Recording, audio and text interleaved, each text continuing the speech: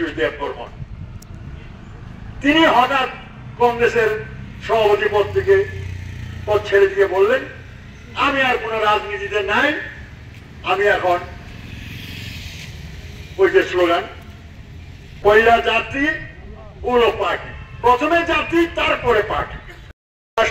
আর ওই যে কংগ্রেস আমলে মামা ডাকতো, বামফ্রন্ট আসার পর শিক্ষামন্ত্রী দশরথ দেব বলছে সবগুলো উপজাতি পঞ্চায়েতের মধ্যে একটা হাই স্কুল হবে, কেন অন্তত মাধ্যমিকটাকে পাশ করতে হবে, না হলে দেখা গেছে চাকরির কোটা 31% ট্রাইবেল, পঞ্চায়েত সেক্রেটারি পাওয়া যায় না পাশ করা। তাই বলা হলো মাধ্যমিক ফেল হলেও পঞ্চায়েত সেক্রেটারি চাকরি দেওয়া হবে। ককবরক টিচার পাশ করা পাওয়া যাচ্ছে না, বলা হয়েছে মাধ্যমিক ফেল হলেও ককবরক টিচার হিসেবে নিযুক্ত করা হবে। এগুলো আমরা মনে করে দিচ্ছি যে ইতিহাস জানতে হবে। এখন যারা বলে ওই যে মামা বলতো, তাদেরকে বামফ্রন্ট আসার পর গাড়িতে উঠলে মামা বলে না কেউ, আর আজকে তো সাহসই করবে না, মার খাবে, গাড়িতে মারবে। কারণ মাধ্যমিক নয়, কলকাতা ইউনিভার্সিটির আগরতলা ক্যাম্পাস তৈরি করেছি মাস্টার ডিগ্রি পড়ার জন্য। তারপর আমরা ত্রিপুরা বিশ্ববিদ্যালয় তৈরি করেছি 25 বছরে, 1986 সালে। এটা আজকে কেন্দ্রীয় বিশ্ববিদ্যালয় হয়েছে। আরেকটা বিশ্ববিদ্যালয় কেন্দ্রীয় বিশ্ববিদ্যালয় আমরা করেছি। কেন? উপজাতি অংশের মানুষ বাঙালি অংশের সঙ্গে শিক্ষায় জাতীয় প্রতিযোগিতায় আসতে পারে, আজকে এসেছে। তখন পাশ করা পাওয়া যেত না, এখন এমএ পাস বেকার হতাশ, বাঙালি এমএ পাস বেকার হতাশ, ট্রাইবেল এমএ পাস বেকার হতাশ। এই হতাশাগ্রস্ত এই যুব সমাজকে বিভ্রান্ত একদিকে বিজেপি করলো বাঙালি এলাকায় হিন্দুর নামে, আর এখানে দেখা গেল কংগ্রেসের প্রেসিডেন্ট ত্রিপুরা রাজ্যের প্রদ্যুৎ কিশোর দেব বর্মন, তিনি হঠাৎ কংগ্রেসের সভাপতি পদ থেকে পদ ছেড়ে দিয়ে বললেন, আমি আর কোন রাজনীতিতে নাই, আমি এখন ওই যে স্লোগান কি জানি পয়লা জাতি উলো পার্টি, প্রথমে জাতি তারপরে পার্টি, এই বলে সবাইকে যুক্ত করে এডিসি দখল করে। মানুষ বিভ্রান্ত হয়েছে ট্রাইবেল এলাকা। সিপিএম এর উপরে এত আক্রমণ, সিপিএম তো পারবে না বিজেপির সঙ্গে লড়াই করতে, তাইলে ত্রিপুরা মতেই পারবে, কারণ বলছে এটা ত্রিপুরা পার্টি, খানসা আমাদের স্লোগান। তাহলে ট্রাইবেলদের ঐক্য ত্রিপুরা খানসা, এতে বিভ্রান্ত করে এডিসি দখল করলো। এডিসির 5 বছর পূর্ণ হতে চলছে। কি কাজ করেছে এডিসিতে মানুষ হিসাব নেবে, সামনের বছর নির্বাচন হবে 26। এখন গত 23-এর ভোটে দেখা গেল বিজেপির বিরুদ্ধে মারাত্মক স্লোগান ত্রিপুরা মাথায়, এবং ভোটের পরে তারা বিরোধী দল হলো 13টা এমএলএ। 23-এর পরে তারা বিরোধী দল হলো। কথা নাই বার্তা নাই, মানুষকে বিজেপির বিরুদ্ধে ভোট দেওয়া হলো। আর এখন বিজেপির সঙ্গে ট্রেজারি ব্যান্ড মানে শাসক দলে বসেছে একজন পূর্ণমন্ত্রী আর একজন হাফ মন্ত্রী, দপ্তরও বেশি সুবিধাজনক দপ্তর নাই। তাই দেখা যায় বিধানসভার ভিতরে যখন জিতেন চৌধুরী ত্রিপুরাকে আক্রমণ করে রতননাথ, তখন বিজেপির 7 জন আর তাদের 13 জন 20 জন ট্রাইবেল এমএলএ কথা বলে।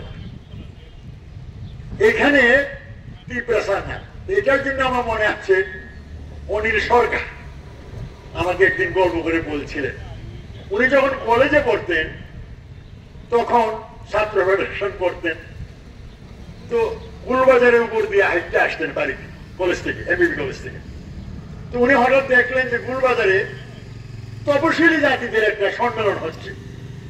উনি ভাবলেন আমি তো তপশিলি, আমি ঢুকে যাই এটার মধ্যে, দেখি কি হয়। ঢোকার মধ্যে ভলেন্টিয়ার বাধা দিল, তুমি ঢুকতে পারবে না। ভলেন্টিয়ার কে?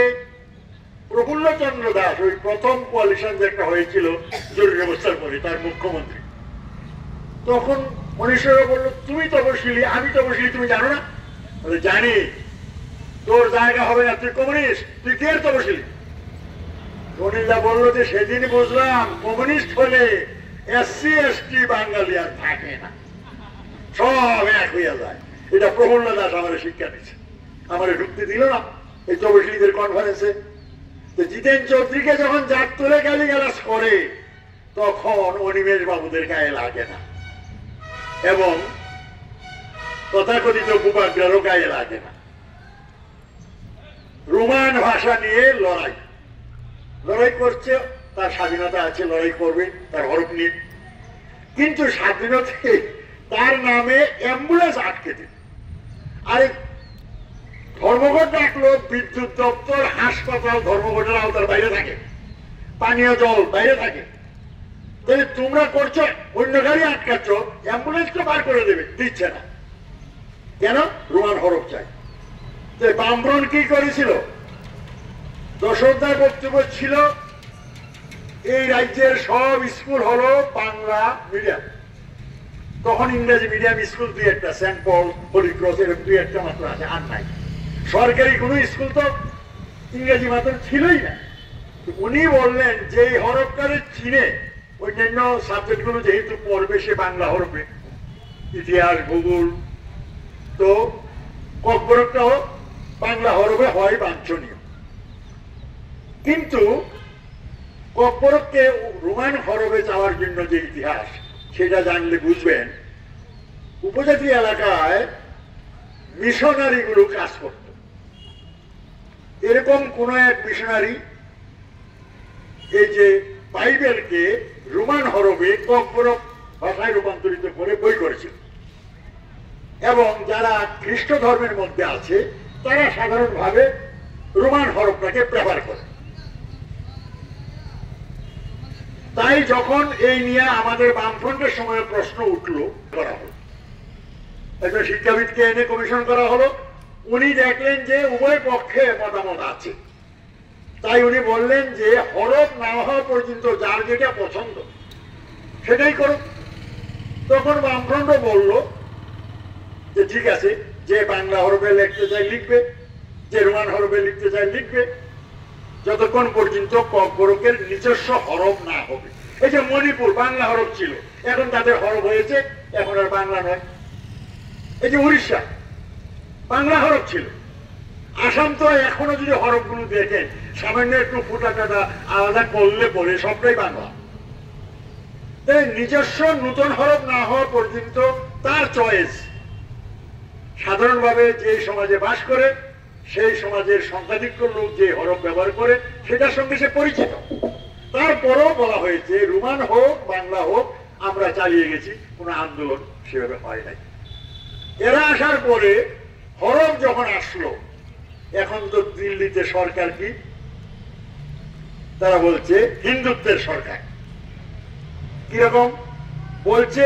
আমাদের দেশে জন্মগ্রহণ করে নাই যে ধর্মগুরু, সেই ধর্মের লোকের এই দেশে থাকার কোনো অধিকার নাই। তাহলে খ্রিস্ট ধর্ম কোথায়? পশ্চিম এশিয়া।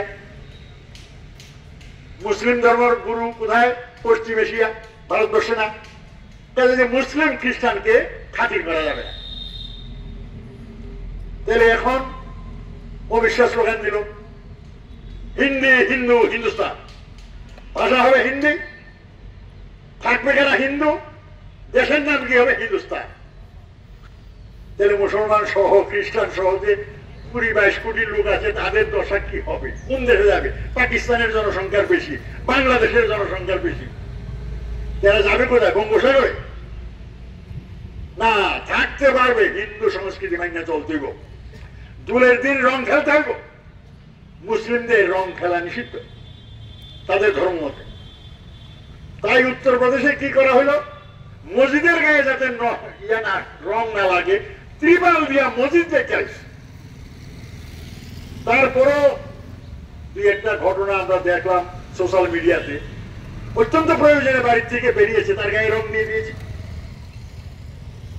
অর্থাৎ তুমি মুসলমান, হিন্দু সংস্কৃতি মানতে হবে, তোমার সংস্কৃতি আলাদা হতে পারবে না। এখন ভাষার প্রশ্ন যখন আসলো, বাংলা না রোমান, রাজ্য ভাষা আমরা কর্পোরেটকে স্বীকৃতি দিয়েছি, হরফ নিয়ে গণ্ডগোল, বাংলা হবে না রোমান। তারা বললো দেবনাগরী।